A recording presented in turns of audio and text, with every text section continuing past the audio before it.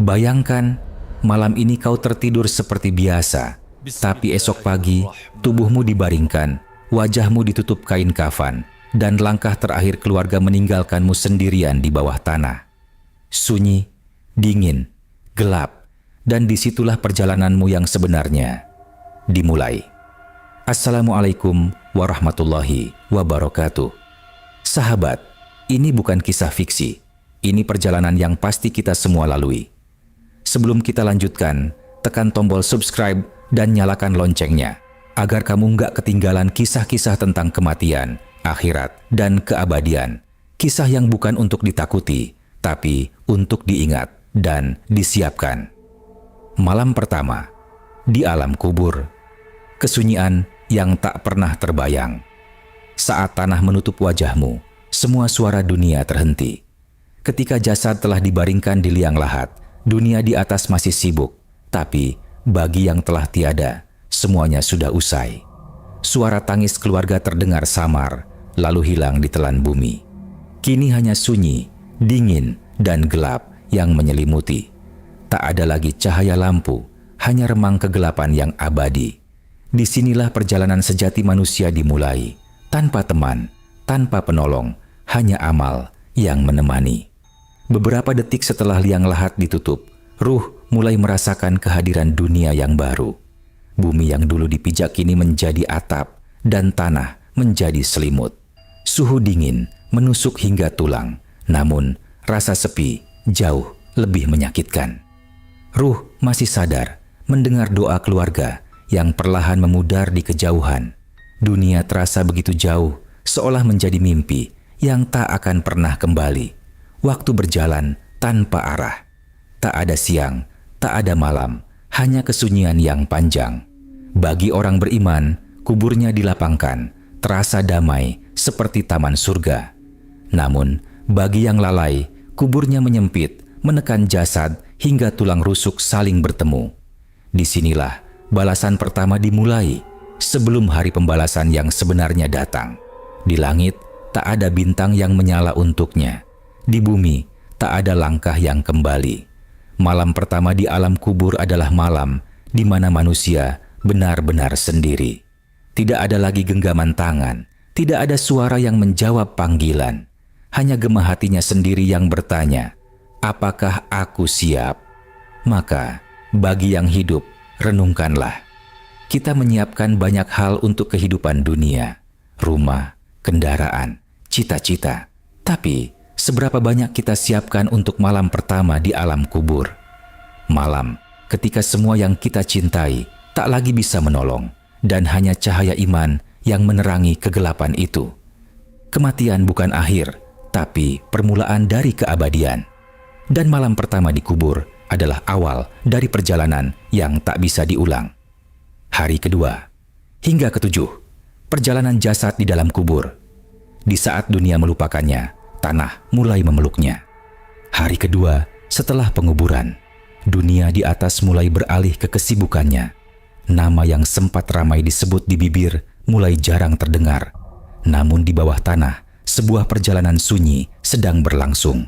Jasad mulai menempuh prosesnya kembali ke asal, bumi. Tidak ada yang bisa menghentikan, tidak ada yang bisa mempercepat.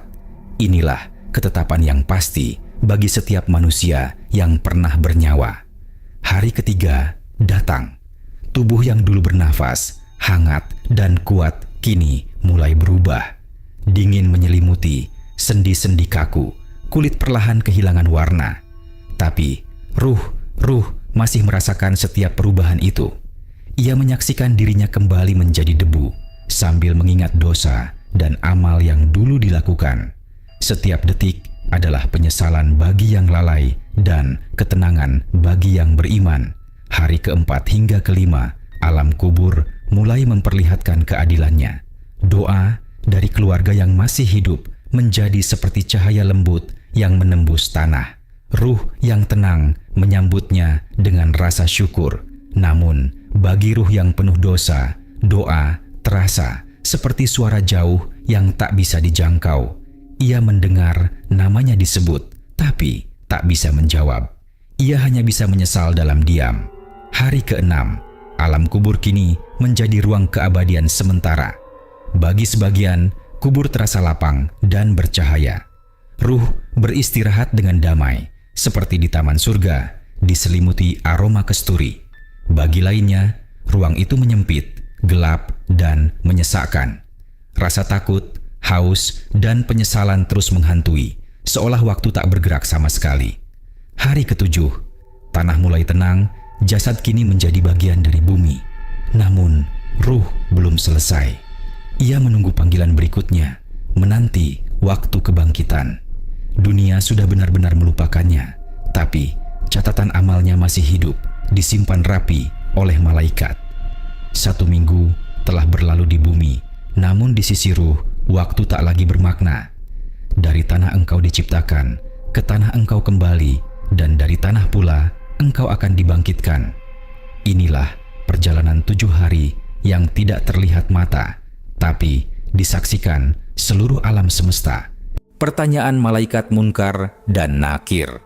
Ujian. Pertama setelah dunia, 2 makhluk datang, bukan untuk menakut-nakuti, tapi untuk menegakkan kebenaran. Di dalam keheningan alam kubur, tiba-tiba bumi bergetar. 2 makhluk besar turun dari langit barzakh. Wajah mereka tidak bisa dibandingkan dengan apapun di dunia. Sorot matanya menembus hati, suaranya seperti guntur yang menyambar jiwa. Munkar dan Nakir, malaikat penjaga kubur, kini berdiri di hadapan ruh yang baru saja meninggalkan dunia. Tak ada tempat untuk bersembunyi, tak ada kata yang bisa dimanipulasi. Yang berbicara bukan lidah, tapi hati yang dulu hidup di dunia. Suara mereka menggema, "Siapa Tuhanmu? Siapa nabimu? Apa agamamu?" Pertanyaan itu sederhana, tapi hanya mereka yang hidup dengan iman yang bisa menjawab tanpa ragu. Yang beriman menjawab dengan mantap, penuh keyakinan, "Tuhanku adalah Allah, nabiku adalah Muhammad sallallahu alaihi wasallam. Agamaku adalah Islam," dan bumi pun bersinar, kubur terasa lapang, udara dipenuhi cahaya. Namun bagi yang lalai, lidah keluh, pikiran kosong, dan ketakutan menyelimuti. Ia mencoba berbicara, tapi suaranya hilang. Hatinya dulu tak mengenal Tuhan, kini tak bisa mengenal jawaban. Ruh yang gagal menjawab menatap ke bawah, dan bumi terasa sempit baginya. Dari kejauhan terdengar suara tangisan, bukan dari dunia, tapi dari dirinya sendiri. Malaikat Munkar dan Nakir tidak berbicara lagi. Mereka pergi, meninggalkan ruh dalam ruang yang sepi tapi penuh penyesalan. Waktu seolah berhenti. Tidak ada pagi, tidak ada malam. Hanya rasa takut yang tak pernah reda.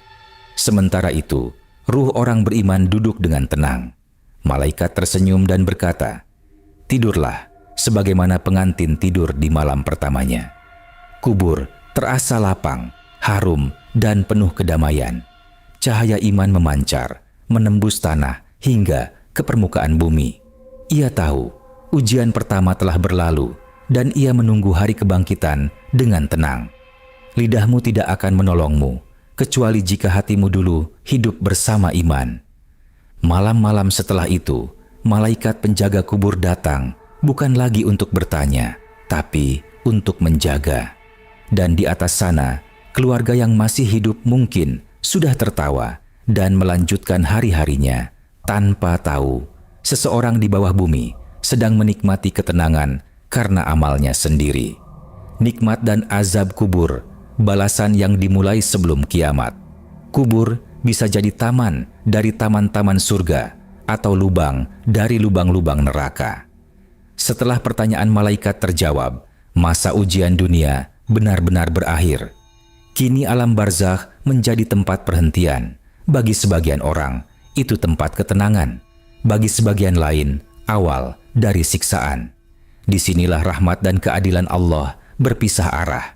Ruh beriman tersenyum, sementara ruh durhaka mulai menjerit tanpa suara. Tidak ada lagi kesempatan kedua. Ruh orang beriman dibaringkan di kubur yang lapang. Cahaya lembut mengalir dari langit, aroma kesturi memenuhi ruang sempit itu. Malaikat penjaga datang dengan wajah ramah, membawakan kabar. Tidurlah dalam ketenangan hingga hari kebangkitan. Ia melihat taman-taman hijau membentang, air mengalir, dan suara tasbih bergema indah. Kuburnya kini bukan lagi tempat penantian, tapi ruang damai sebelum surga. Sementara itu, di sisi lain, ruh orang yang durhaka berteriak tanpa suara. Kuburnya sempit, gelap, penuh tekanan. Dinding tanah menutup perlahan, menekan tubuh hingga terasa retak. Dari bawahnya muncul panas membakar, dari atasnya turun hawa dingin yang menusuk. Ia ingin tidur, tapi tidak bisa. Ia ingin menyesal, tapi sudah terlambat. Waktu terasa tak bergerak, setiap detik adalah penderitaan tanpa ujung. Sesekali, malaikat penjaga datang, bukan untuk memberi kabar, tapi untuk menunjukkan sekilas masa depan. Surga bagi yang taat, neraka bagi yang durhaka. Yang beriman tersenyum, menangis haru. Yang ingkar gemetar, menjerit ketakutan. Mereka tahu apa yang akan datang jauh lebih dahsyat dari apa yang kini mereka rasakan. Kubur hanyalah pembuka. Keabadian masih menunggu. Di bumi, keluarga mungkin sudah lupa. Tapi di barzakh, setiap doa yang dikirimkan masih sampai. Setiap bacaan Al-Fatihah, setiap sedekah jariyah menjadi sinar kecil yang menembus tanah dan memberi kelegaan. Namun, bagi mereka yang tak punya bekal, kubur tetap sunyi. Tak ada cahaya, tak ada kiriman doa, hanya kesepian dan penyesalan abadi. Engkau pernah tertawa di dunia, kini engkau menangis di keabadian. Engkau pernah menunda tobat, kini waktu tak lagi mengenal maaf. Maka, siapapun yang masih hidup, jangan remehkan kesunyian kubur. Karena di sanalah kejujuran amal berbicara tanpa suara. Di sanalah manusia benar-benar mengenal arti keadilan, tanpa hakim, tanpa pengadilan. Hanya Allah dan dirimu sendiri. Saat semua ruh dipanggil kembali, dan ketika sangkakala ditiup, bumi dan langit pun berguncang. Setelah ribuan tahun dalam keheningan alam barzakh, tiba-tiba suara dahsyat mengguncang segalanya. Sangkakala pertama ditiup oleh malaikat Israfil. Gunung-gunung terangkat, laut meluap, dan langit terbelah. Tak ada tempat untuk bersembunyi. Semua makhluk, dari manusia hingga jin, runtuh tanpa daya. Dunia yang dulu megah kini luluh menjadi debu. Inilah awal kebangkitan yang dijanjikan.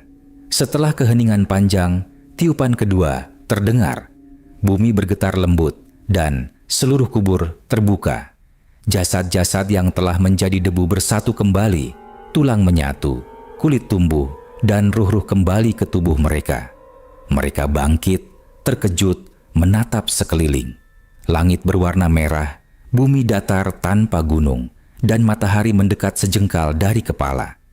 Tak ada bayangan, tak ada tempat bersembunyi, hanya amal yang bisa meneduhkan. Ruh orang beriman berdiri dengan wajah tenang. Dari kuburnya keluar cahaya putih, memandunya menuju padang mahsyar. Tapi bagi yang kafir dan lalai, bangkit dengan wajah hitam legam, matanya ketakutan. Mereka berlari tanpa arah, mencari tempat untuk lari dari azab, tapi tak ada lagi tempat untuk bersembunyi. Hari itu, semua manusia sama, telanjang, tanpa gelar, tanpa kekuasaan. Matahari terasa begitu dekat, panasnya membakar, keringat manusia bercucuran hingga menenggelamkan sebagian. Namun, di antara lautan manusia itu, ada yang terlindungi oleh cahaya. Mereka yang amalnya ikhlas, yang hatinya dulu takut kepada Allah saat sendirian. Di padang mahsyar, tidak ada suara kecuali napas berat dan detak jantung yang cemas menunggu giliran hisab. Kemudian, datanglah perintah dari langit. Kumpulkan mereka sesuai amalnya.